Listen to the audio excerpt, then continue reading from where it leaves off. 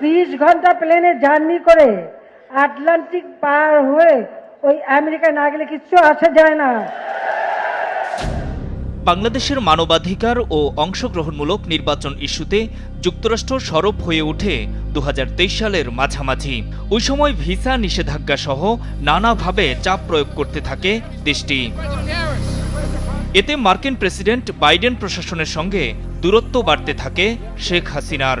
সেই চাপকে বৃদ্ধাঙ্গুলিও দেখাতে থাকেন তিনি। তাই বলে যে দেশ স্যাংশন দেবে তাদের কাছে আমি কিচ্ছু কিনবো না। আমার নির্বাচন আমি করব, তুমি কে?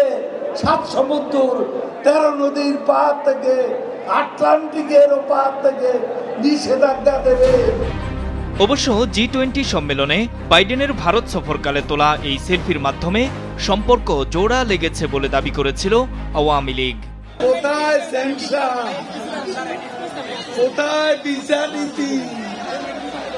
তলে তলে আপোষ হয়ে গেছে,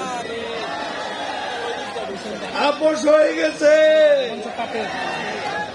দিল্লি আছে, আমেরিকারও দিল্লিকে দরকার।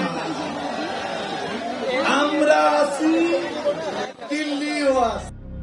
এরপর অংশগ্রহণমূলক দেখাতে শেখ হাসিনা আবিষ্কার করেন ডামি প্রার্থীর নির্বাচন। সেই পরিকল্পনা মতো 7 জানুয়ারির নির্বাচন ঠিকই হয়েছে, তবে সেই সরকার টিকতে পারেনি 8 মাসও। ওই নির্বাচন সুষ্ঠু হয়েছে বলে যুক্তরাষ্ট্রসহ পশ্চিমা কোনো দেশই স্বীকৃতি দেয়নি। এমন বাস্তবতায় 15.5 বছরের ক্ষোভ থেকে সৃষ্ট ছাত্র জনতার গণ অভ্যুত্থানে পতন ঘটে শেখ হাসিনার। পালিয়ে ভারতে অবস্থান করলেও সেই যুক্তরাষ্ট্রের দিকেই তাকিয়ে এখন আওয়ামী লীগ সভাপতি। তবে তা বাইডেনের দিকে নয়, ট্রাম্পের দিকে। কারণ বাইডেন এবার নির্বাচনে দাঁড়াচ্ছেন না। আমার মনে হয় ট্রাম্প আবারও আসতেছে, আবার রিপাবলিকানরা আসলে আমাদের জন্য খুবই ভালো হবে। আপা তানভীর নামের এই নেতার সঙ্গে ফোনালাপে মার্কিন নির্বাচন ঘিরে সেখানে তৎপর হতে আওয়ামী লীগ নেতাকর্মীদের নির্দেশ দেন শেখ হাসিনা। যে যার যার এলাকায় যেখানে থাকে সেখানে ওরাই ভোটারদের আবার গুরুত্ব দেয়। তো আমাদের বাঙালি ভোটাররা তো যায় ভোট দিতে, বিদেশে তো কম যায়।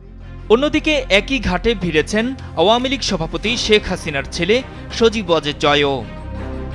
এরই মধ্যে তিনি $2 লাখ বিনিময়ে মার্কিন লবিস্ট ফার্মের সঙ্গে 6 মাসের একটি চুক্তি করেছেন। সাবেক মার্কিন প্রেসিডেন্ট ডোনাল্ড ট্রাম্পের সঙ্গে গভীর সম্পর্ক রয়েছে প্রতিষ্ঠানটির 2 কর্ণধারের। ওই দুজন 2016 সালে ট্রাম্পের নির্বাচনী প্রচারণার উপদেষ্টা হিসেবে কাজ করেছেন।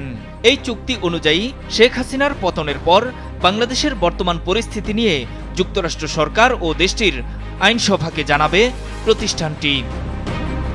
জয়ের এই লবিস্ট নিয়োগ নতুন নয়। সুইডেন ভিত্তিক গণমাধ্যম নেত্র নিউজের প্রতিবেদনে বলা হয়েছে, 2005 সালে যুক্তরাষ্ট্র আওয়ামী লীগের পক্ষ থেকে তিনি $7,20,000 লবিস্ট নিয়োগ করেছিলেন। উদ্দেশ্য ছিল বাংলাদেশে ইসলামী শক্তি আরও শক্তিশালী হচ্ছে এটি বোঝানো। পত্রিকাটি বলছে, শেখ হাসিনার সরকারের পতনের পর এখন বাংলাদেশে ইসলামী চরমপন্থার উদ্ভব হচ্ছে বলে মার্কিন প্রশাসনকে বোঝানোর চেষ্টা করতে পারে আওয়ামী লীগ। বাংলাদেশের রাজনৈতিক দলের পক্ষ থেকে যুক্তরাষ্ট্রে লবিস্ট নিয়োগ নতুন নয়। এর আগে বিএনপিও নানা ইস্যুতে লবিস্ট নিয়োগ করেছিল। নূর মোহাম্মদ, মাছরাঙা নিউজ ডেস্ক।